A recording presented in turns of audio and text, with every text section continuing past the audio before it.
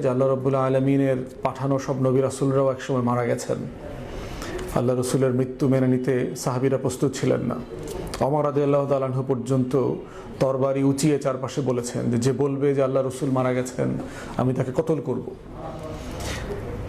আবু বকর রাদিয়াল্লাহু তাআলা আনহু এসে তখন ওমরকে কোরআনের একটা আয়াত পড়ে শুনিয়েছেন যে সবাইকে চলে যেতে হবে এবং যারা মুহাম্মাদের ইবাদত করে তারা জানুক যে মুহাম্মদ মারা গেছে, কিন্তু যারা আল্লাহ রাব্বুল আলামিনের ইবাদত করে তারা জানবে যে তিনি কোনোদিন মারা যাবেন না।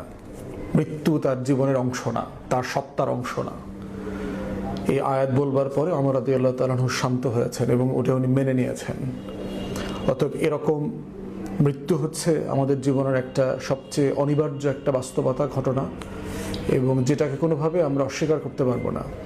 এবং এই মৃত্যু হচ্ছে সবচেয়ে গৌরবের, যে মৃত্যুটা হচ্ছে চারপাশের মানুষকে আন্দোলিত করে, গর্বিত করে।